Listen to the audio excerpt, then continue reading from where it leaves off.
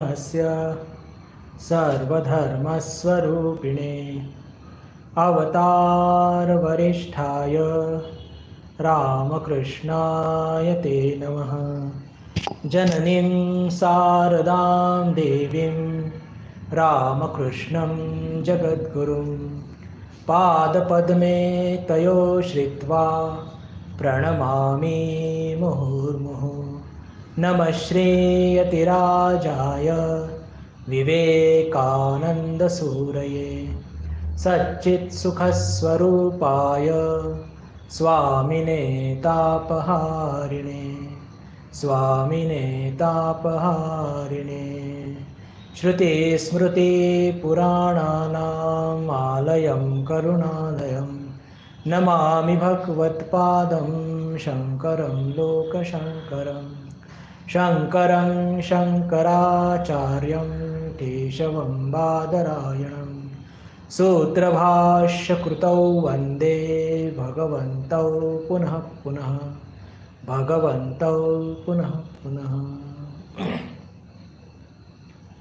नमस्कार। आपल्या सर्वांचं पुनश्च एकदा या व्हर्च्युअल वर्गामध्ये मनःपूर्वक स्वागत।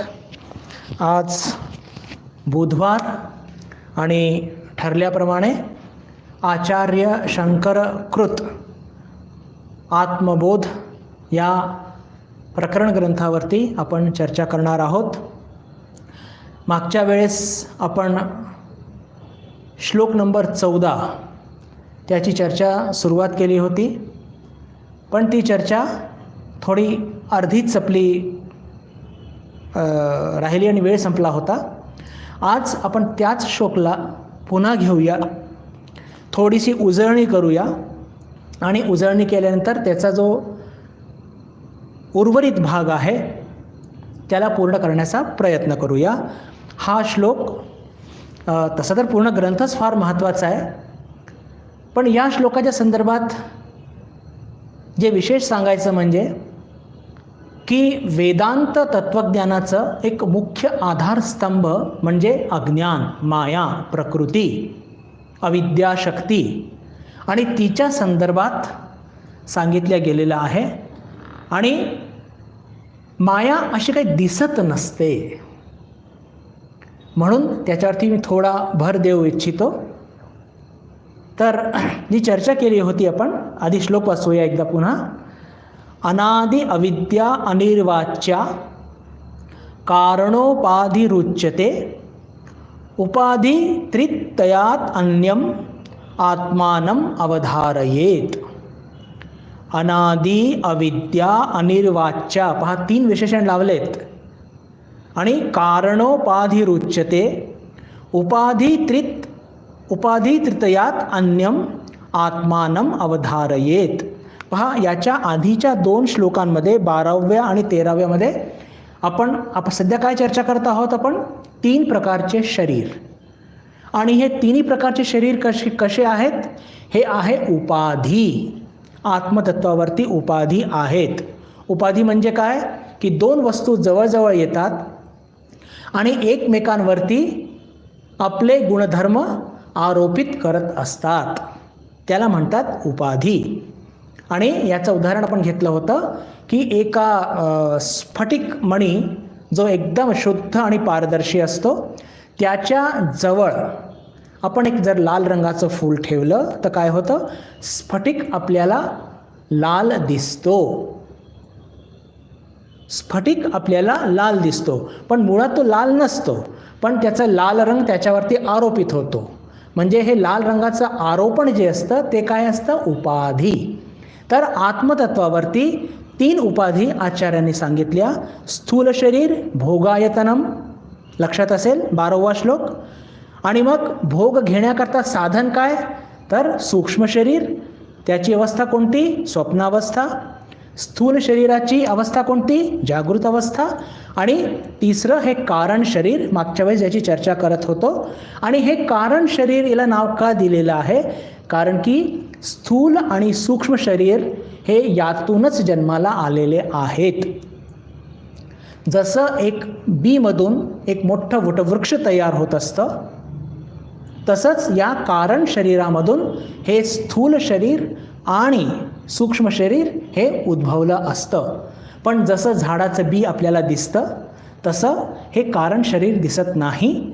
आणि याची जी अवस्था असते ती सुषुप्ती अवस्था असते. म्हणजे सुषुप्ती अवस्थामध्ये तसं बघितलं आपल्याला काही अनुभवात येत नसतं. आपल्याला अनुभवात का येत नसतं? कारण की ती अज्ञानाची स्थिती आहे. ते अज्ञानच म्हणजे काय?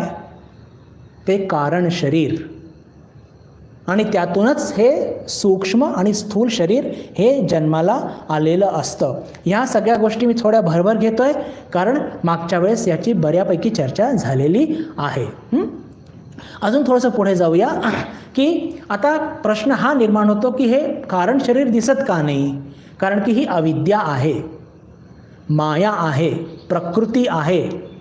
हिला एक नाव दिलं होतं आपण, मूला विद्या, संपूर्ण जगामध्ये पसरलेली आहे. तर ही का दिसत नाही? तर एक उदाहरण घेतलं होतं की आपण एखाद्या जंगलामध्ये, अमावस्याची रात्र आहे आणि जंगलामध्ये आहोत, आपल्याला काय दिसणार चारी बाजूला? आपण साधारणपणे म्हणतो अंधकार दिसत आहे. हे पहा, अंधकार दिसण्याची वस्तू नसते. अंधकाराचं अस्तित्व नाही आहे, त्याला अस्तित्व नाही आहे. मग कशाला अस्तित्व आहे? आपण असं जर वेदांताच्या दृष्टीने बघितलं तर प्रकाशाचा अभाव जाणवतोय. अंधकार कधी दिसत नसतो. समजा आपण टॉर्च घेऊन अंधकार बघायला गेलो तर जिथे जिथे टॉर्च मारू तिथे तिथे आपल्याला प्रकाश दिसणार. म्हणजेच काय? अंधकार कधी दिसत नसतो. प्रकाशाचा अभाव हा अनुभवात येत असतो. आणि आता साधारण आपल्या चलती भाषेमध्ये आपण असं कधी म्हणत नाही की प्रकाशाचा अभाव मी बघतोय. बरं, आपण अंधकार बघतोय असंच म्हणतो. पण खऱ्या अर्थाने टेक्निकल टर्म्समध्ये म्हटलं तर प्रकाशाचा अभाव आपल्याला जाणवत असतो. आणि बिलकुल याच संदर्भामध्ये भगवान श्रीरामकृष्ण फार सुंदर उदाहरण देऊन सांगत नाही. कारण की जसंच एखाद्या आत्मसाक्षात्कारी महापुरुषाला आत्मसाक्षात्कार होतो तर तसंच ती माया लाजून तिथून निघून जाते. पहा काय सुंदर उपमा दिलेली आहे की जसंच एखाद्या साधकाला आत्मसाक्षात्काराचा अनुभव येतो तर ती माया लाजून रस्ता सोडून देते, असं भगवान श्रीरामकृष्ण म्हणतात. आणि अजून याचे जे एक दोन सिद्धांत आहे की हे कारण शरीर दिसत का नाही, ही माया दिसत का नाही, ही अविद्या दिसत का नाही, तर त्याचं कारण असं सांगतात की मायामध्ये राहून, अज्ञानामध्ये राहून अज्ञान काय आहे हे जाणता येत नाही. त्याच्याकरता आपल्याला अज्ञानाच्या बाहेर जावं लागेल. म्हणजेच आत्मसाक्षात्कार घडवून आणावा लागेल. आणि आत्मसाक्षात्कार एकदा घडला की मग काय होतं? मायाचं अस्तित्वाचं जाणच होत नाही. म्हणजे आत्मसाक्षात्काराच्या आधी किंवा नंतर माया काय आहे हे जाणता येत नाही. मागच्या वेळेस एका वाक्याची मी पुनरावृत्ती केली होती अनेकदा. भ्रमामध्ये राहून भ्रमिष्ठासारखे भ्रम शोधायला जाऊ नका, ते नुसतं वेळ खर्च होईल. आपलं उद्दिष्ट काय? आत्मसाक्षात्कार. तर त्याच्याचकडे आपण लक्ष दिलं पाहिजे. इथपर्यंत आपण आलो होतो. अजून जी एक गोष्ट सांगायची, मागच्या वेळेस ती सांगितली होती की पहा, या संपूर्ण जगामध्ये ही जी मायाचा खेळ सुरू आहे, माया आपल्याला अनुभव त्याचं घेऊ शकत नाही, पण तिच्या कार्यातून आपल्याला तिची शक्ती काय ती जाणवते. हे सगळा हा जो संग्राम सुरू आहे, संघर्ष सुरू आहे, चित विलास हा शब्द संत ज्ञानेश्वर महाराजांनी वापरलेला आहे. हे काय आहे? हे त्या सगळ्या मायाचा खेळ सुरू आहे सगळ्या जगामध्ये जे काही बघत आहोत. तर त्या सगळ्या इमारती, जहाज, हवाई जहाज, दरी, डोंगर, वृक्ष, लता, सगळं काही हे त्याच्यातून आपल्याला लक्षात येतं याची शक्ती काय आहे. आणि त्याच्या शक्तीतून आपल्याला लक्षात येतं हे किती पॉवरफुल आहे. याच्या संदर्भात विवेक चूडामणीमध्ये एक अतिशय सुंदर श्लोक, त्याची उजळणी आपण मागच्या वेळेस केली होती. अव्यक्त नामनी परमेश शक्ती अनाद्य विद्या त्रिगुणात्मिका परा कार्यानुमेया सुधियैव माया यया जगत सर्व इदम प्रसूयते. की ही काय आहे? परमेश शक्ती, अव्यक्त आहे, दिसत नाही. अनादि अविद्या, अनादि अविद्याची चर्चा आपल्याला करायची, आज करणार आहोत आपण. त्रिगुणात्मिका परा, त्रिगुणात्मिका म्हणजे तिची 3 गुण आहे, सत्व रजस तमस. परा, परा म्हणजे काय? की ते साधारण माणसाच्या समस्या पलीकडे आहे. कार्यानुमेया सुधियैव माया, की तिच्या कार्यातून जे सुधीजन आहेत तिची शक्तीचं त्यांना जाण होत असते. यया जगत सर्वमिदं प्रसूयते, आणि त्या मायेमधूनच हे सर्व जग प्रगट झालेलं आहे. कारण शरीर आपल्याला दिसत नाही आणि त्यातून हे स्थूल आणि सूक्ष्म शरीर जन्माला आले आहेत, आपण आत्ता चर्चा केली. मग कारण शरीर दिसत नाही. पहा, स्वामी विवेकानंद ज्ञानयोगामध्ये एक फार सुंदर सिद्धांत सांगतात. काय? काही नाही मधून काहीतरी जन्माला कधीच येत नसतं. काही नाही मधून, शून्यातून काहीतरी जन्माला आलं असं कधी होत नसतं. ते कारण शरीर आपल्याला अनुभवात येत नाही, पण त्याचं अस्तित्व आहे आणि त्यातूनच हे स्थूल आणि सूक्ष्म शरीर जन्माला आलेलं आहे. आणि या मायेचे 2 प्रकारसुद्धा मागच्या वेळेस आपण बघितले होते. कोणते? एक मायेचा प्रकार जो संपूर्ण जगामध्ये, सगळं विश्वब्रह्मांडामध्ये खेळ करत आहे, त्याला म्हणतात समष्टी रूप, मूला विद्या. त्यातूनच आपली मन बुद्धी सुद्धा निर्माण झालेली आहे आणि त्याच मन आणि बुद्धीमध्ये सुद्धा हीच माया खेळ करत आहे. आणि ती जी खेळ करत आहे तिला काय म्हणतात? तिला म्हणतात तुला विद्या. टी फॉर तमिळनाडू, लक्षात आलं असेल. जी मायेची जी समष्टी शक्ती आहे, जी पूर्ण हे जग सृजन करत आहे, तिला म्हणतात विक्षेप शक्ती, मूला विद्या, प्रकृती. तिच्यातूनच आपलं मन आणि बुद्धी निर्माण झालेले आहेत. आणि हीच माया व्यष्टी रूपाने, सूक्ष्म रूपाने आपल्या मनामध्ये सुद्धा काम करत आहे आणि गोंधळ घालत आहे. कोणता गोंधळ? आत्मा आणि अनात्मामध्ये आपण अंतर करू शकत नाही, भुलवून दिलेलं आहे आपल्याला आवरण शक्तीने. तिला म्हणतात तुला विद्या. इथपर्यंत आपण मागच्या वेळेस आलो होतो. एक उदाहरण आपण घेतलं होतं, आपल्या सर्वांना लक्षात असेल की जेव्हा आपल्याला किंवा एखाद्या महापुरुषाला आत्मज्ञान होतं तर म्हणजे काय होतं? की त्याच्या मन आणि बुद्धीमध्ये असलेली जी तुला विद्या, टी फॉर तमिळनाडू, किंवा व्यष्टी अविद्या जी असते तिचा नाश होतो आणि जी विक्षेप शक्ती आहे, जी सगळं सृजन करत असते, ती सगळी तशीच राहते. तर आत्मसाक्षात्कारी जे महापुरुष असतात त्यांना हे ध्यानात येतं की बाहेरची ही सगळी माया कशी आहे? ही खोटी आहे, फसवी आहे, लटकी आहे, आपल्याला ही फसवत असते, म्हणून तिच्या प्रलोभनात ते कधी पडत नाही. आणि आपण ठाकूरांचं उदाहरण मागच्या वेळेस घेतलं होतं, हे आपल्या सर्वांना नक्कीच लक्षात असेल.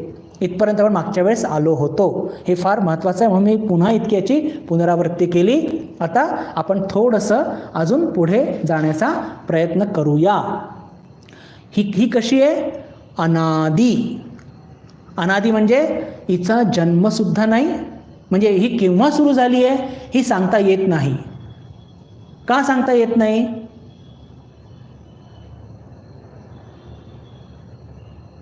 हे पण बहुतेक झालेलं आहे मागच्या वेळेस. माझ्या स्मरणात येत आहे की समजा मी तुम्हाला विचारलं की तुम्ही आज नेमकं किती वाजता झोपाल, किती वाजता झोप लागली हे तुम्ही मला सांगा.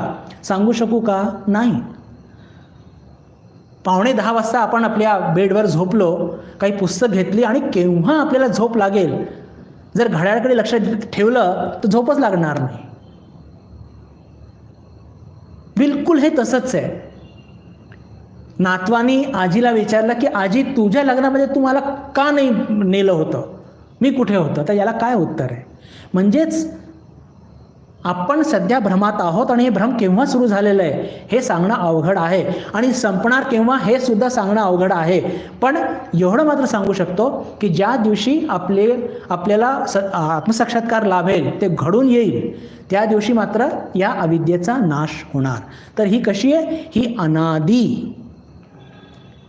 हिला केव्हा सुरू झाली सांगता येत नाही, केव्हा संपणार हे सुद्धा सांगता येत नाही. अनादी अविद्या. अविद्या म्हणजे पुन्हा काय की ही भ्रमात टाकणारी आहे. आपण आत्ताच चर्चा केली की जेव्हा व्यष्टी रूपाने ही आपल्या मन आणि बुद्धीमध्ये काम करत असते तर काय करते? त्याला म्हणतात आवरण शक्ती, संमोहिनी शक्ती. भ्रमात टाकते, भुलवून देते. आणि काय होतं? भुलवून दिल्यानंतर आपण सत असतमध्ये अंतर करू शकत नाही. हे जग आपल्याला किती सत्य वाटतंय आणि हे सत्य वाटतंय, हे शरीर सत्य वाटतंय आणि तसंच आपण जगत आहोत. आत्ता जरी बौद्धिक स्तरावरती आपल्याला पटतंय की हे मिथ्या आहे, पण अजून आपली लाईफमध्ये तसा बदल आलेला नाही आहे. आत्मा अनात्मामध्ये अंतर करू शकत नाही. भयंकर फसवी आणि ज्याला म्हणतो ना की आपल्याला बिलकुल छळणारी ही आवरण शक्ती म्हणजे मायेची जी आहे. आणि म्हणूनच आत्मसाक्षात्कारी महापुरुष, आपण जर त्या प्रलोभनात पडतो तर ते त्यांना हसू येतं. हसणारच, ठाकूर आपल्यावरती हसतातच. कारण तुम्ही काय घेऊन तुम्ही जीवन कंठ्यात पडलेले आहात. एकदा एक भक्त त्यांच्यासमोर विचारतात ठाकूरांना की अहो, त्यांची माया, त्यांचा खेळ सुरू आहे, भावला आणि भावलीचा, आमचे प्राण जातोय. तर ठाकूर काय म्हणतात? अरे तुम्ही कोण आहात? तुम्हाला सांगितलं कोणी आहे? ठाकूरांचं एक्झॅक्टली वाक्य बघ, तुम्ही कोण आहात म्हणजे तुम्ही आत्मा आहात, तुम्ही ब्रह्म आहात, तुम्ही विसरलात म्हणून तुम्ही दुःख कष्ट भोगत आहात. तुम्हाला सांगितलं कोणी या किचडामध्ये, या चिखलामध्ये लोळायला? स्पष्टपणे म्हणतात.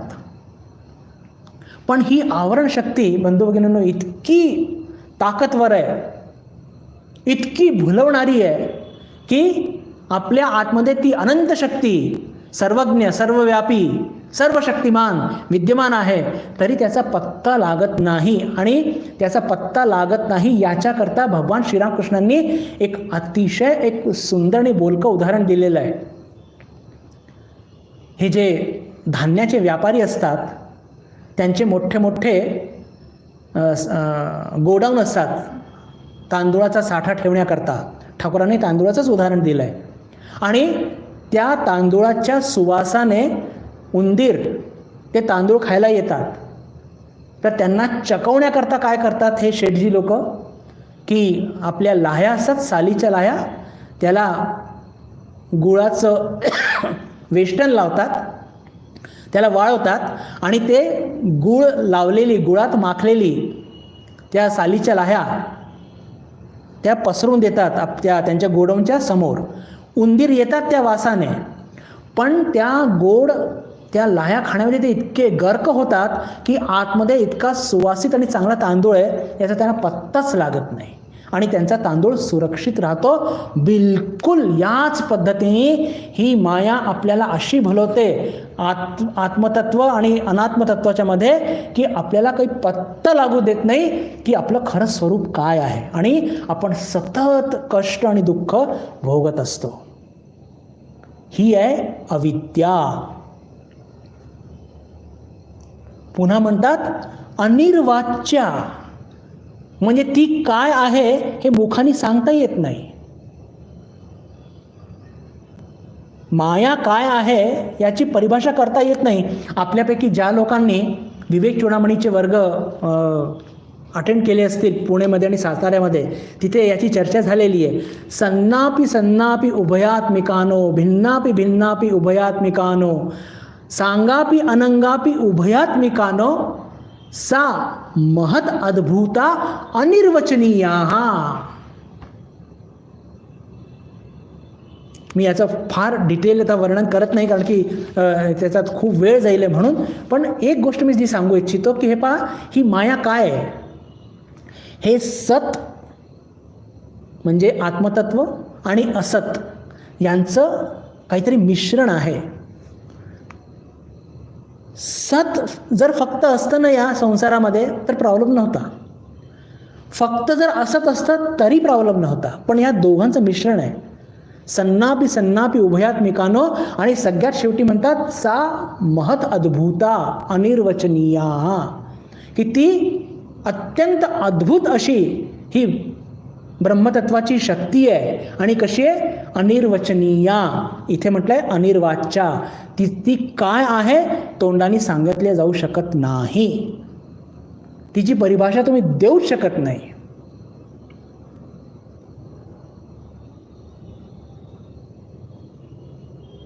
इतकी फसवी, इतकी प्रलोभन देणारी, मोहात टाकणारी, भुलवणारी ही माया आहे. पण जेव्हा आपण या सापेक्ष जगाच्या पलीकडे जाऊ साधना करून, सेवा करून, तर लक्षात ठेवा या सापेक्ष जगाच्या पलीकडे आहे निरपेक्ष जग, ॲब्सोल्यूट ज्याला म्हणतात. आणि तिथे या मायेचं काही चालत नाही. तिथे फक्त ब्रह्म किंवा ईश्वर हेच विद्यमान आहे. सापेक्ष जग म्हणजे काय असतं, मी आज तुला त्याच्याबद्दल थोडं तुम्हाला सांगणार आहे. म्हणजे हे जे अनिर्वाच्य शब्दाचा अर्थ अजून स्पष्ट होईल. आपण जे जगत आहोत ना बंधू भगिनींनो, याला म्हणतात सापेक्ष जग. बरं, सापेक्ष का म्हणतात? 3 त्याच्या अटी आहेत की या जगामध्ये जे काही आहे ते त्रिकाल बाधित आहे.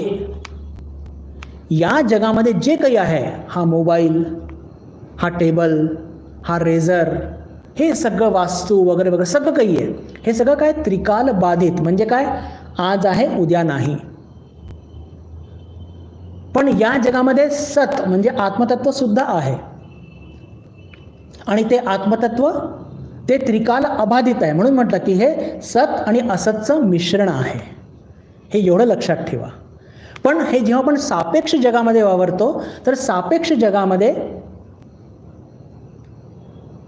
फक्त ज्याला म्हणतो असत गोष्टींचं अस्तित्व आपल्याला जाणवतं इंद्रियांच्या माध्यमातून. आणि सत म्हणजे आत्मतत्व आपल्याला पत्ताच लागत नाही, त्याचा थांगच लागत नाही कुठे आहे की नाही आहे. तर ज्या गोष्टी त्रिकाल बाधित असतात त्या आपल्या इंद्रियांनी गवसतात आणि त्यांना आपण सापेक्ष जग असं म्हणतो. दुसरी कंडिशन काय आहे की या सापेक्ष जगामध्ये प्रत्येक गोष्टीला कार्यकारण भाव असतं. कार्यकारण भाव म्हणजे काय नेमकं? हो की पहा, हा टेबल आहे, कशाने बनला आहे? लाकडाने. कोणी बनवला? सुताराने. बरं, लाकूड कुठून आलं? वृक्षातून. वृक्ष कुठून आलं? बियामधून. बी कुठून आलं? पंचतत्वातून. पंचतत्व कुठून आलं? आत्मतत्वातून. आत्मतत्व कुठून आलं? आत्मतत्व हे फक्त आत्मतत्वातूनच आलेलं आहे. त्याला जन्म नाही, त्याला मृत्यू नाही. म्हणण्याचा अर्थ काय की या सापेक्ष जगामध्ये प्रत्येक गोष्टीला जन्म देणारं काहीतरी कारण असतं. मी एकदम संक्षेपमध्ये सांगतो आहे आणि फार यात काही ताण येईल असं काहीच नाही आहे. या सापेक्ष जगामध्ये, या लौकिक जगामध्ये आपण जे काही बघत आहोत, आपल्या इंद्रियांना जे काही गवसत आहे, त्या सगळ्यांना काहीतरी कारण असतं.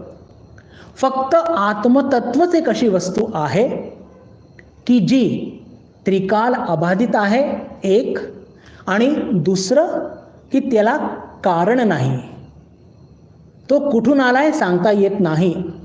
आणि असं म्हटलं तर जास्त योग्य होईल, आत्मतत्वाला काही कारण नाही, पण आत्मतत्वातूनच सगळं काही जन्माला आलेलं आहे.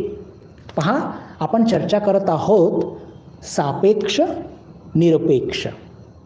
सापेक्ष जगामध्ये सगळ्या गोष्टी कशा असतात? त्रिकाल बाधित, आज आहे उद्या नाही. सापेक्ष जगामध्ये जे काही बघतो, जे इंद्रिय गम्य आहे, त्यांना काहीतरी कारण आहे, कुठून तरी ते जन्माला आलेले आहेत. तिसरं आणि शेवटचं महत्त्वाची गोष्ट म्हणजे ते या अवकाशामध्ये काहीतरी जागा घेरून ठेवतात. हा टेबल बघा, या स्पेसमध्ये यांनी जागा घेरली आहे की नाही? या वास्तूनी, या मोबाईलनी, या मंदिरांनी, या सगळे रोड जागा घेरलेली आहे. तर सापेक्ष जगामध्ये जी वस्तू, पहा मी पुन्हा एकदा रिपीट करतो, सापेक्ष जग कशाला म्हणतात? की सापेक्ष जगामध्ये ज्या गोष्टी इंद्रियगम्य आहेत त्या त्रिकाल बाधित असतात, आज आहे उद्या नाही. त्यांना कारण असतं आणि ते या स्पेसमध्ये, या अवकाशामध्ये काही ना काही जागा ते आपल्या अस्तित्वामुळे घेरून असतात. पण आत्मतत्व या तिन्ही कंडिशन्सच्या, तिन्ही अटींच्या पलीकडे आहे. आणि मजा काय आहे की ज्या गोष्टी सापेक्ष जगामध्ये अस्तित्वात असतात त्या गोष्टी निरपेक्ष जगामध्ये अस्तित्वात नसतात. सापेक्ष जगामध्ये आहे, निरपेक्षमध्ये नाही. पण आत्मतत्वाची ही मजा आहे की ते सापेक्षमध्ये पण आहे. तुम्ही म्हणा अहो दिसत तर नाही, अहो ते इंद्रियगम्य नाही आहे. आपण जेव्हा साधना करून, सेवा करून आपलं मन शुद्ध होईल, बुद्धी शुद्ध होईल, आपल्याला गवसणार आहे.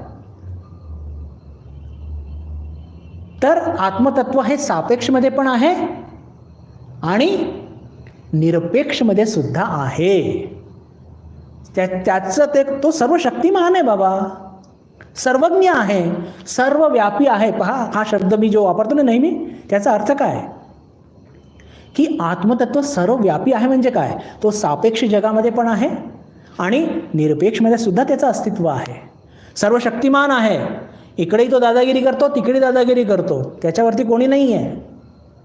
आणि त्रिकाल अबाधित आहे. म्हणजेच काय की हे सगळ्या गोष्टी सापेक्ष जगाच्या आज आहे उद्या नाही. पण ते आत्मतत्व ते त्याला जन्मही नाही, त्याला मृत्यूही नाही आणि तो अनंत काळ करता टिकणार आहे. केव्हा सुरू झाला त्याच्या बाबतीत सुद्धा हे सांगितलं जातं. तो केव्हा सुरू झाला सांगता येत नाही, केव्हा संपणार तेही सांगता येत नाही.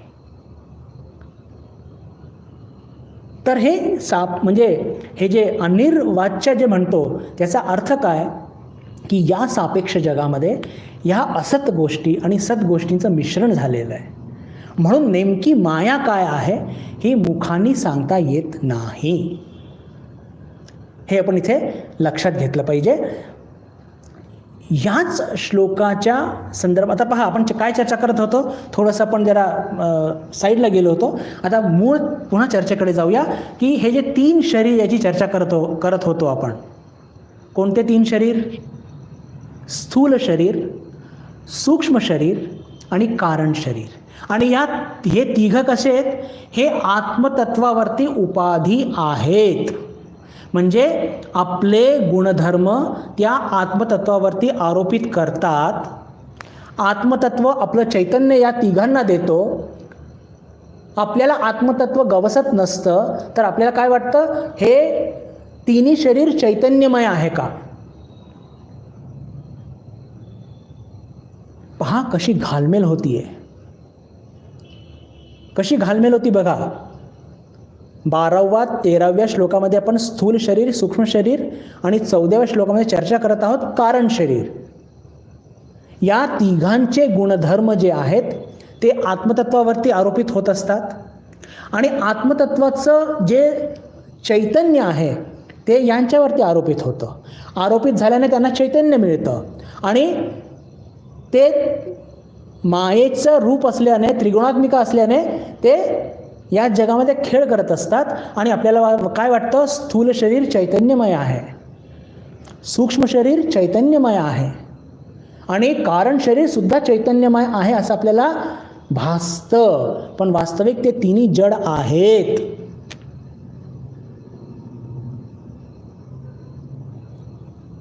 या संदर्भामध्ये अजून एक महत्त्वाचा सिद्धांत जे मी तुमच्या पुढे मांडू इच्छितो आणि मग तिथे या श्लोकाचा म्हणजे ते पूर्ण होईल.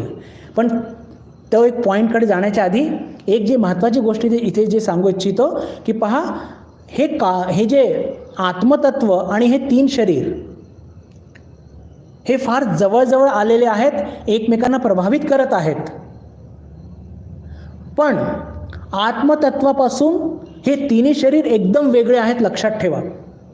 आणि हीच साधना आहे की आपल्याला साधना करून, विवेक करून, सेवा करून हे अनुभवात आणायचं आहे की माझं खरं स्वरूप आत्मतत्व आहे आणि हे 3 शरीर त्याच्यावरती आरोपित केल्या गेलेले आहेत, थोपल्या गेलेले आहेत आणि ते मुळात जड आहे, त्यांचं अस्तित्व नाही आहे. पण हे अनुभवात आणावं लागेल साधना करून, तसं हे येणारं नाही आहे. म्हणून इथे काय म्हटलं आहे की उपाधी त्रितयात अन्यम आत्मानम अवधारयेत, की आपल्याला आत्माचं अवधारण करायचं आहे, अनुभव करायचा आहे. कसं की या 3 शरीरापासून ते आत्मतत्व संपूर्णपणे वेगळं आहे. या 3 शरीरांपासून जे आपल्याला अज्ञानामुळे चेतन वाटतात आहे, या 3 शरीरापासून आत्मतत्व संपूर्णपणे वेगळं आहे आणि तेच आपलं खरं स्वरूप आहे. हे आपलं जीवनाचं उद्दिष्ट आहे.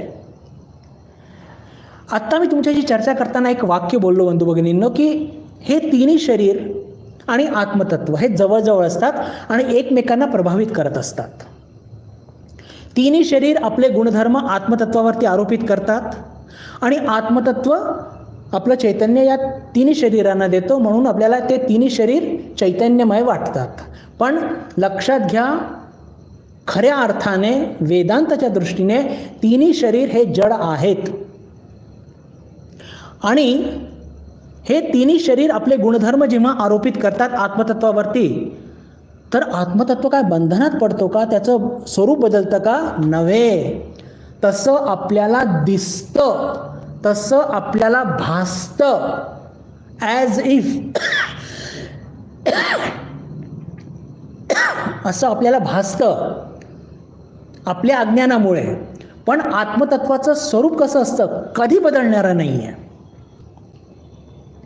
आत्मतत्वाचं स्वरूप बदललं आहे या 3 शरीरांमुळे असं आपल्याला भासतं आपल्या अज्ञानामुळे. पण आत्मतत्व त्याचं स्वरूप कधीही बदलत नाही. आणि याचं उदाहरण आपण घेतलं होतं. आपल्या सर्वांना नक्कीच लक्षात असेल की एक फार धनाढ्य व्यक्ती, त्याला ॲक्टिंगचा फार शौक आहे, तो नाटकात काम करतो आणि एकदा त्याला एका नाटकामध्ये एखाद्या गरीब व्यक्तीचं भूमिका बजावण्याची संधी मिळाली. त्याने खूप सुंदर बजावली ती भूमिका.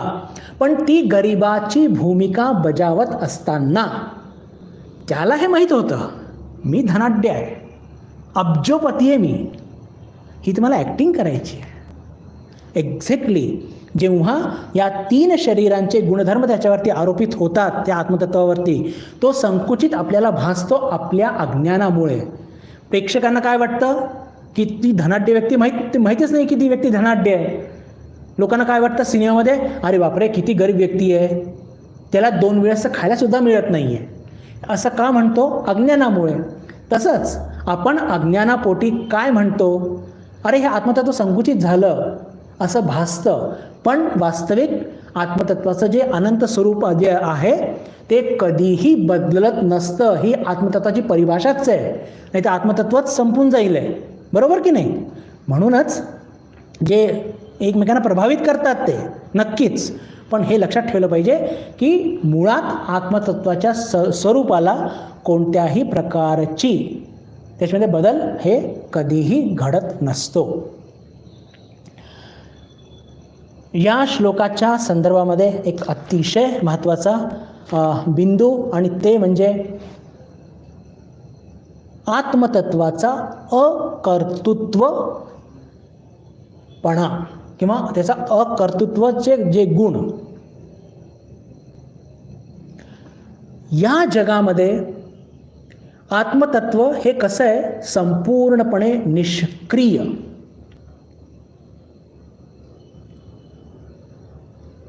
मग आपण जे कार्य करतो ते कोण घडवून आणतं? आपले जी प्रकृती, आपली जी अविद्या आहे आपल्या मनामध्ये, ती कशी आहे? त्रिगुणात्मिका. आणि तिला चैतन्य मिळालं त्या मनाच्या अज्ञानाला या आत्मतत्वाकडून. पहा, आत्मतत्व स्वतः काही करत नाही बरं, तो चिथवतोय फक्त चैतन्य देऊन. आणि ती माया तर काय आहे, क्रियाशील आहे. चैतन्य मिळालं की तिचं कार्य सुरू. चैतन्य मिळालं की तिचं कार्य सुरू. म्हणजेच काय, भगवद्गीतेमध्ये भगवान श्रीकृष्ण फार सुंदर म्हणतात, गुणा गुणेषु वर्तन्ते इति मत्वा न सज्जते. आत्मतत्व हे अकर्तृत्व त्याच्यामध्ये आहे, त्याच्यामध्ये निष्क्रियता आहे. तो स्वतः कधी काम करत नाही, तो फक्त चैतन्य देत असतो. आणि आपल्यामध्ये असलेली अविद्या जी त्रिगुणात्मिक आहे त्याच्या माध्यमातून आपण हे सगळं कार्य करत असतो. मग भगवान श्रीरामकृष्ण सुद्धा तर चालायचे, बोलायचे. हो, अगदी खरं आहे, चालायचे, बोलायचे, खायचे, गप्पा करायचे. पण ते सगळं करत असताना त्यांना हे लक्षात यायचं की त्यांच्यामध्ये असलेलं ते फक्त सत्वगुण कार्य करत आहे. पहा, ठाकूरांमध्ये रजस आणि तमस नव्हतं मुळीच. त्यांच्यामध्ये असलेलं जे सत्वगुण आहे ते कार्य करत आहे, हे शरीर कार्य करत आहे. पण मी शरीरापासून वेगळा आहे हे बोध त्यांना सतत असायचं. म्हणून ते काय म्हणायचे, याला भूक लागलेली आहे. आलं लक्षात? याला भूक लागलेली आहे. त्यांचा इथल्याबद्दल काय मत आहे, माझ्याबद्दल नाही म्हणायचे. असं का व्हायचं? कारण की शरीर वेगळं आणि मी वेगळा, आणि ते आत्मतत्व संपूर्णपणे निष्क्रिय, त्याच्यामध्ये कर्तृत्वपणा नाही, याचा बोध त्यांना बिलकुल 16 आणे झालेला होता.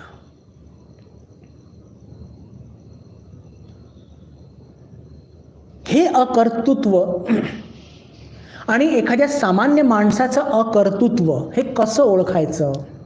हे पहा, थोडंसं मी जरा किस काढणार आहे, थोडे डोकेदुखी होणार आहे आज, पण हे थोडं समजणं गरजेचं आहे असं मला वाटतं. आत्मतत्व अकर्तृत्व आहे. आत्मसाक्षात्कारी महापुरुष कर्म करत नसतात. का करत नसतात? कारण की त्यांना लक्षात आलेलं आहे की मी म्हणजे आत्मा आणि आत्मा अकर्तृत्व आहे. पण सामान्य माणूस जो एखाद्या समजा आळशी आहे, त्याच्यामध्ये सुद्धा आपल्याला अकर्तृत्वपणा दिसतो. मग दोघांमध्ये अंतर कसा करायचा? तर तो अंतर कसा करायचा त्याच्यावर थोडीशी आपण चर्चा करूया. की पहा, जो साधारण मनुष्य आहे, कल्पना करा की तो झोपलेला आहे आणि तो आपल्याला दिसतो की अकर्तृत्व त्याचं दिसतंच आहे. आणि आत्मसाक्षात्कारी महापुरुष सुद्धा झोपलेला आहे, त्याचं सुद्धा अकर्तृत्व आपल्याला दिसून येत आहे. जेव्हा कोणताही मनुष्य झोपतो तेव्हा त्याचं मन आणि बुद्धी ही जी मूलाविद्या आहे, जी समष्टी माया आहे, समष्टी अविद्या आहे, त्याच्यामध्ये ती तात्पुरती विलीन होत जाते, तात्पुरती विलीन झालेली असते. आणि म्हणून आपल्याला दोघांमध्ये अकर्तृत्वपणा दिसतो. आत्मसाक्षात्कारी महापुरुष सुद्धा झोपलेला जेव्हा असतो तर त्याचं सुद्धा मन बुद्धी ही सुद्धा त्या समष्टी मायामध्ये लीन झालेली असते. आणि जर तसं झालं नसतं तर आत्मसाक्षात्कारी महापुरुषाला झोपच आली नसती. बरोबर की नाही? म्हणजे पहा, या स्थितीमध्ये दोघंही सारखेच आहे. दोघांच्या झोपेमध्ये अकर्तृत्वपणा सारखाच आहे, कारण की दोघांच्या मन बुद्धी हे समष्टी मायेमध्ये, या प्रकृतीमध्ये लीन झालेले असतात. पण जेव्हा दोघंही जागे होतात तेव्हा गडबड होते. काय होतं की जेव्हा साधारण मनुष्य जागा होतो तर त्याचा कर्तृत्वपणा जो अहमबोधामुळे आलेला आहे, जो अज्ञानामुळे आलेला आहे, तो पुन्हा जागे होतो आणि तो प्रलोभनाकडे धावतो. आणि इकडे जेव्हा आत्मसाक्षात्कारी महापुरुष जागे होतात त्याला हे माहिती आहे की मी स्थूल शरीर नाही, मी सूक्ष्म शरीर नाही, मी कारण शरीर पण नाही. तर कारण शरीराचा हा कर्तृत्वपणा हा मला काही माझ्यावरती आरोपित होऊ शकत नाही. साधारण मनुष्याच्या जागृत झाल्यानंतर त्याच्या कारण शरीराचा कर्तृत्वपणा, अहंबोध त्या आत्मावरती आरोपित होतो आणि तो सुटतो प्रलोभनाच्या मागे. पण आत्मसाक्षात्कारी महापुरुष त्याला अनुभवमध्ये आलेलं आहे की स्थूल, सूक्ष्म आणि कारण शरीर याच्यापासून मी वेगळा आहे. म्हणून जरी ते आपले कर्तृत्व किंवा अकर्तृत्वपणा आरोपित करत असतील, त्याचा कोणताही प्रभाव आत्मसाक्षात्कारी महापुरुषावरती होत नाही आणि म्हणून तो प्रलोभनाच्या मागे धावत नाही. हा एक फार मोठा फरक आहे.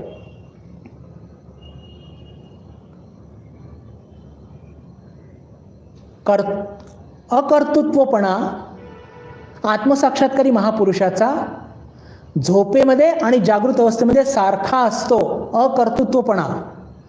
पण साधारण माणसाचा जेव्हा तो झोपतो तेव्हा तो अकर्तृत्वपणा आपल्याला फक्त दिसतो. जागी झाल्यावर त्याचा कर्तृत्वपणा एकदम उफाळून येतो. कर्तृत्वपणा उफाळून काय येतो? अज्ञानामुळे. कारण की त्यांनी अजून स्थूल, सूक्ष्म आणि कारण शरीर आत्मतत्वापासून वेगळे आहे असा अनुभव त्याला झालेला नाही आहे. हे लक्षात घेतलं पाहिजे. अतिशय महत्त्वाची ही गोष्ट आहे बरं. आत्मतत्व कसं आहे, मी तुमच्यापुढे जे मांडू इच्छितो बंधू भगिनींनो, आत्मतत्वाचं जे अजून एक वैशिष्ट्य ज्याची पण चर्चा आता पण केली नाही, आत्मतत्व नेहमी कसं असतं, त्याच्यामध्ये अकर्तृत्वपणा असतो आणि भोगतेपणा सुद्धा असतो. या भोगतेपणाची चर्चा आपण पुढचा जेव्हा श्लोक येईल त्याच्या शेवटी करण्याचा प्रयत्न करूया. एक सिद्धांत सांगतो की या जगामध्ये आपण जे काही अनुभव घेत आहोत ना, आपल्याला काय वाटतं की त्याचा अनुभव मी म्हणजे आपला अहंबोध सध्या जागृत आहे ना, तो मी घेत आहे. पण वास्तविक आपण कधीही अनुभव घेत नसतो.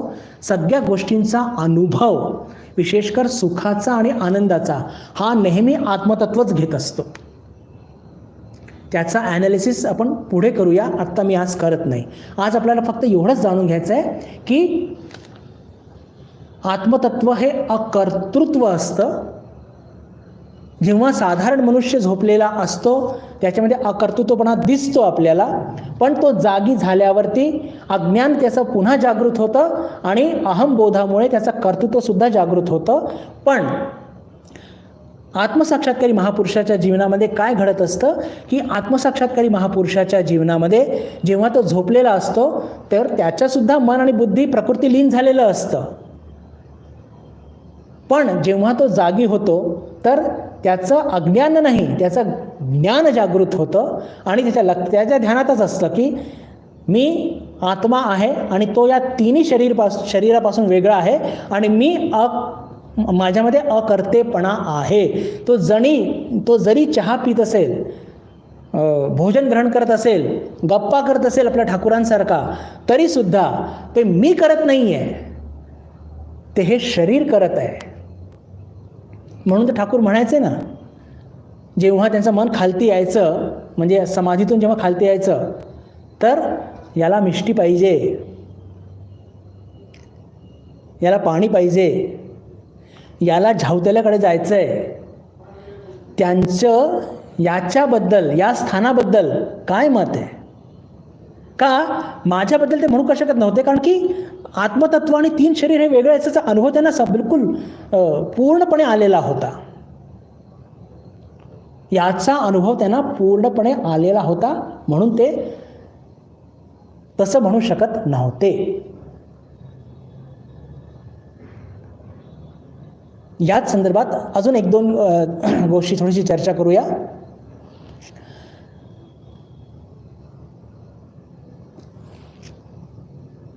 स्वरूप धर्म काय असतं आणि उपाधी धर्म काय असतं?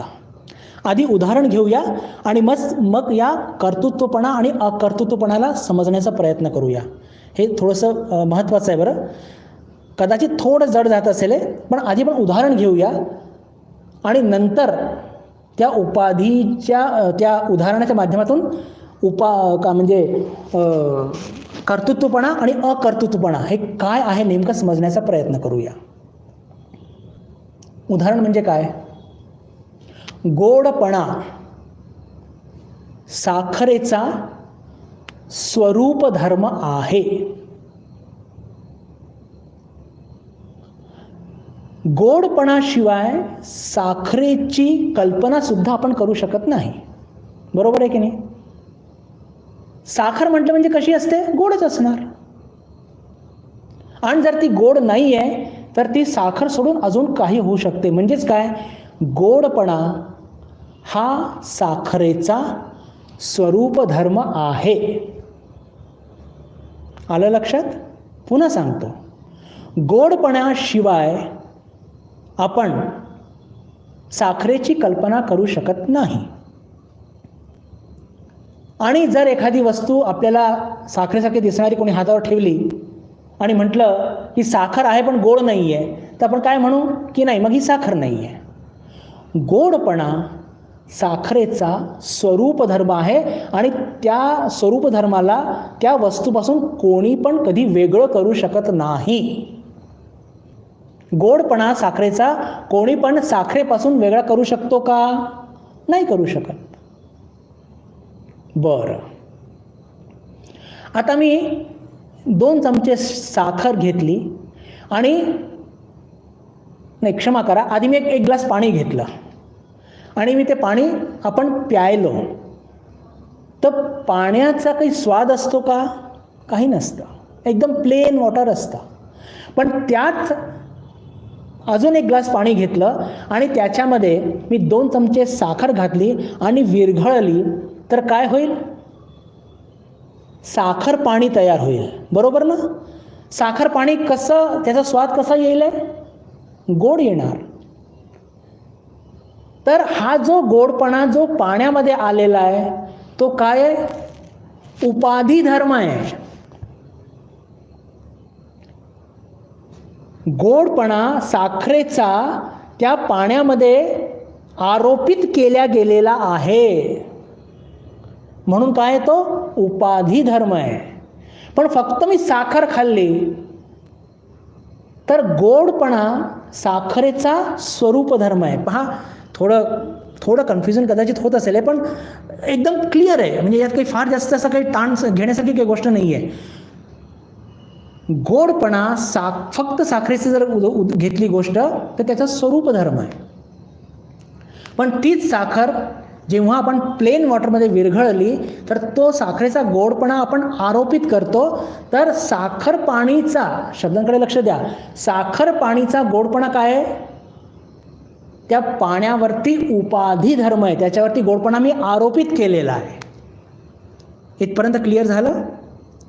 आता याच गोष्टीचा आपण उपयोग घेऊया सामान्य माणसाचा अकर्तृत्वपणा आणि आत्मसाक्षात्कारी महापुरुषाचा अकर्तृत्वपणा कसा असतो. आत्मसाक्षात्कारी महापुरुषाचा अकर्तृत्वपणा हा स्वरूप धर्म असतो. त्याच्यापासून कोणी हिसकावून घेऊ शकत नाही. का? कारण की त्यांना आत्मसाक्षात्कार घडून आलेला आहे. त्यांना हे ध्यानात आलेलं आहे, हे त्यांना अनुभवात आलेलं आहे, क्षमा करा, अनुभवात आलेलं आहे की मी स्थूल सूक्ष्म कारण शरीर नाही, मी आत्मा आहे. आणि हे तिन्ही शरीर जे गडबड करत आहेत, कार्य करत आहेत, ते कशामुळे? त्या प्रकृतीमुळे करत आहेत. पण मी तर आत्मा आहे आणि माझ्यामध्ये निष्क्रियता आहे. म्हणजे आत्मसाक्षात्कारी महापुरुषाचं जे अकर्तृत्वपणा आहे ते त्याचं स्वरूप धर्म आहे. आणि झोपेमध्ये जो साधारण मनुष्य त्याच्यामध्ये अकर्तृत्वपणा दिसतो, पण तो कसा आहे? तो तामसिक गुणांमुळे आरोपित केला गेला आहे. म्हणजे त्याचा तो अकर्तृत्वपणा कसा आहे? उपाधी धर्म आहे. एकदा पुन्हा घेऊया, थोडंसं कन्फ्युजन जर असेल तर निघून जाईल. आत्मसाक्षात्कारी महापुरुषाचा अकर्तृत्वपणा जो असतो, ठाकूरांचा जो अकर्तृत्वपणा होता, माताजींचा होता, स्वामीजींचा होता, तो कसा होता? तो त्यांचा स्वरूप धर्म होता. का? कारण की त्यांनी आत्मसाक्षात्कार घडून आणलेलं होतं, त्यांना आत्मसाक्षात्कार लाभला होता आणि त्याच्यामुळे हे तिन्ही शरीर या आत्मतत्वावरती उपाधी आहेत. आणि मी स्वतः इतकं कार्य करून सुद्धा मी निष्क्रिय आहे, याचं बोध त्यांना सतत होतं. म्हणजे तो त्यांचा अकर्तृत्वपणा, निष्क्रियता, ती त्यांचं काय होतं? ते त्यांचं स्वरूप धर्म होतं. पण तुम्ही आणि मी आपण जेव्हा झोपतो तेव्हा आपण सुद्धा निष्क्रिय असतो, अक्रिय असतो, अकर्तृत्वपणा असतो. पण तो कसा असतो? कारण की आपल्या अकर्तृत्वपणामुळे तो आपल्यावरती थोपल्या गेलेला असतो. का थोपल्या गेलेला असतो? कारण की आपली मनबुद्धी प्रकृती लीन झालेली असते. तो आपल्यावरती थोपल्या गेलेला अकर्तृत्वपणा असतो, तामसिक असतो. जसंच आपण जागे होतो, आपला तो अहंबोध जागृत होतो, आपलं अज्ञान जागृत होतं. मुख्य म्हणजे आपल्या झोपेमध्ये आपलं अज्ञान झोपी गेलेल्यामुळे तो अकर्तृत्वपणा दिसलेला असतो. पण जसंच आपण जागृत होतो ते अज्ञान जागृत होतं. अज्ञान जागृत झालं म्हणजे मी असं करतो, मी तसं करतो सुरू. म्हणजे झोपेमध्ये आपल्यावरती अकर्तृत्वपणा थोपल्या गेलेला होतो. तो आपला उपाधी धर्म होता, तो आपण अर्जित केलेला नव्हता. हेच योग्य शब्द आहे.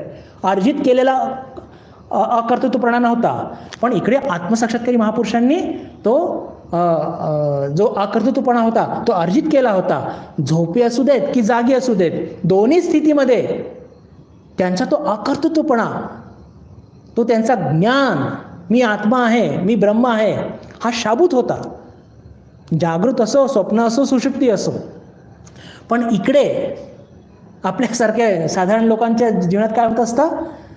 मार आपण म्हणू शकतो की मी जेव्हा झोपी गेलो तेव्हा मी अकर्तृत्व होतो. अरे तुझं अज्ञानसुद्धा तिथे झोपलेलं होतं. म्हणून जसं तुझं अज्ञान जागृत झालं, तुझ्या जागृत झाल्यावर तर लागलीच आपण धावायला सुरुवात करत असतो. होत काय असतं बंधू भगिनींनो, की जेव्हा आत्मसाक्षात्कार लाभतं तेव्हा काय घडत असतं नेमकं, की आपल्या मनामध्ये, बुद्धीमध्ये असलेली व्यष्टी अविद्या, तुला विद्या, तू फॉर तमिळनाडू, हिचा नाश होतो. पहा, आपण ठाकूरांच्या जीवनातसुद्धा बघितलं. याची चर्चा मागच्या वेळेस केली होती. थोडी चर्चा करून मग आपण तिथे थांबूया, वेळ झालीच आहे. की जेव्हा एखाद्या महापुरुषाला आत्मसाक्षात्कार घडतो तेव्हा त्याच्याकरता का हे वृक्ष, लता, दरी, डोंगर, ही वास्तू, हे सगळं जीवनातलं सगळं संग्राम, संघर्ष हे काही संपत नाही, नष्ट पावत नाही. पण या सगळ्यामध्ये अविद्या आहे. हे सगळं फसवं आहे, लटकं आहे, भुलवणारं आहे. याची त्यांना पूर्णपणे जाण होत असते, त्यांना बोध होत असतो याचा लटकेपणा, की हे सगळं फालतू आहे. आणि म्हणून ते प्रलोभनात पडत नाही. ठाकूरांच्या पुढे किती प्रलोभनं आलीत, प्रत्येक प्रलोभनाने त्याने धुडकावून लावलं. प्रत्येक प्रलोभनाला धुडकावून लावलं. माताजींनी काय, स्वामीजींनी काय, किती प्रलोभनं त्यांच्या पुढे आली. स्वामीजी जेव्हा भारताच्या परिक्रमेला निघाले होते तर किती राजे रजवाड्यांनी त्यांनी म्हटलं की अहो तुम्ही आमच्याकडे राहा, आमच्या राज्यामध्ये तुम्ही मंत्री म्हणून राहा. आणि म्हैसूरसारखे मोठे राज्य त्यावेळेस फार गाजलेले, त्यांनी सुद्धा म्हटलं. पण एकतर स्वामीजींना काहीतरी वेगळंच करायचं होतं. आणि इतके महापुरुष या अशा प्रलोभनात कधी पडतच नाही. का? कारण किती तुच्छ गोष्टी आहे हे त्यांच्या लक्षातच येतं. माताजींच्या जीवनात सुद्धा एकदा तर ठाकूरांनी त्या लक्ष्मीनारायण मारवाडीला पाठवलं की 10,000 मी घेत नाही, तिला विचार ती घेते का. काय म्हणतात माताजी? कारण काहीतरी वेगळं सांगतात. पण याच्या मागचं कारण काय आहे, की मनामध्ये असलेली व्यष्टी अविद्या संपलेली आहे आणि पैशाने काही घडणार नाही आहे याचा बोध संपूर्णपणे झालेला आहे. आणि या लटक्या जगामध्ये असं आहे काय आकर्षण की याला ते 10,000 घेऊन मी काय मिरवणार आहे. ह्या सगळ्या गोष्टींचा बिलकुल पुरेपूर अनुभव सगळ्या महापुरुषांना आलेला आहे. म्हणून तर मीराबाई एवढ्या महलात राहून सुद्धा कधी त्यांना सुख प्राप्त झालेलं नाही. सुख प्राप्त झालं नाही म्हणजे त्यांच्याकडे त्यांनी लक्षच दिलं नाही. तुकाराम महाराजांच्या जीवनामध्ये इतके दुःखदायक प्रसंग आले, पण प्रत्येक दुःखाला ते फार सहजपणे सहन का करत गेले, कारण की हे जग मिथ्या आहे याचा बोध त्यांना झाला होता. समाजाकडून इतका त्रास लाभलेले संत ज्ञानेश्वर महाराज आणि इतर त्यांचे भावंड एवढ्या सहजपणे इतक्या कमी वयामध्ये इतका त्रास कसं सहन केला हो त्यांनी? कारण की मनामध्ये बुद्धीमध्ये असलेली तुला विद्या, व्यष्टी अविद्या, याचा नाश झालेला होता आणि या जगाचं अस्तित्व नाही आहे, या शरीराचं अस्तित्व नाही आहे. तर मग अपमान कोणाचा? मग अपमान कोणाचा? पहा, हे सगळ्या महापुरुषांचे जीवन हे इतके आपल्याला प्रेरणादायी आहे, इतके आपल्याला एक उत्साह देणारे आहेत की बस रे बस. तर जेव्हा आत्मसाक्षात्कार घडतो तेव्हा ही जी विक्षेप शक्ती, क्रिएटिंग पॉवर, निर्माण करणारी शक्ती ही नष्ट होत नाही आणि ही राहिली तरी काही फरक पडत नाही असा आत्मसाक्षात्कारी पुरुषाला. तो म्हणतो चांगला आहे तुझी देवा, तुझी ही विद्या, ही अविद्याचा खेळ हा चालू दे.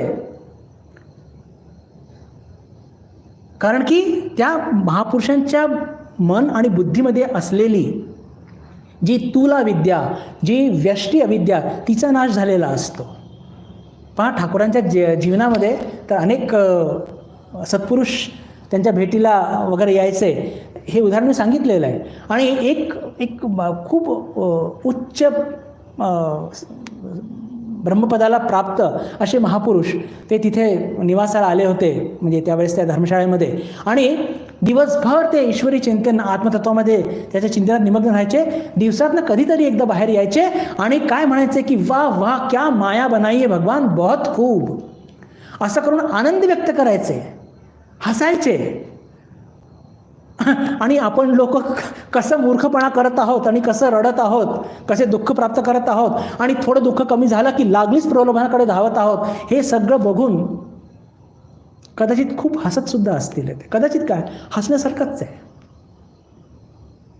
आणि म्हणायचे वाह वाह क्या खूप, बहुत अच्छी, क्या माया बनाई है.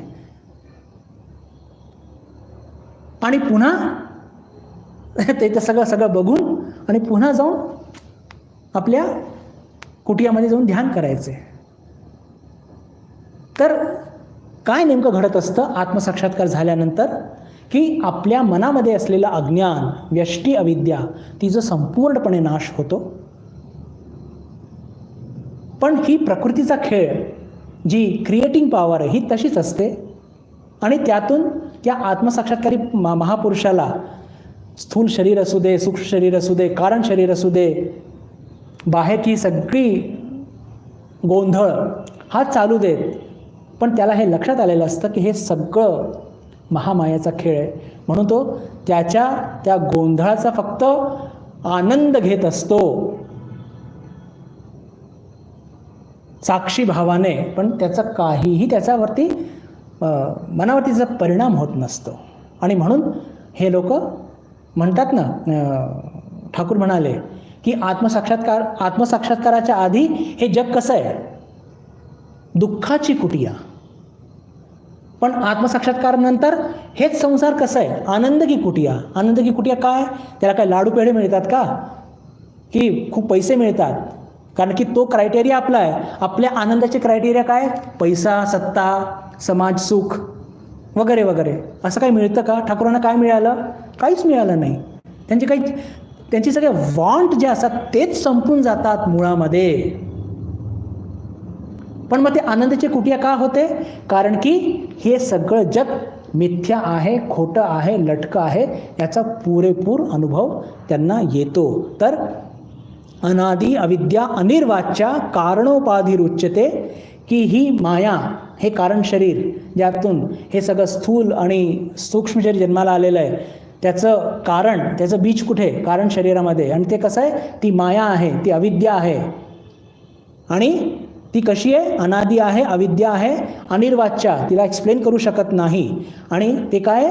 की या सगळ्या जगाचं ते कारण आहे. कारणोपाधी रुच्यते उपाधी ती तयात अन्यत, म्हणजे हे कारण शरीर सुद्धा या आत्मतत्वावरती उपाधी आहे. म्हणजे हे कारण शरीर आत्मतत्वापासून एकदम वेगळं आहे आणि ते वेगळं करून आपल्याला आत्मतत्वाचं अवधारण करायचं आहे.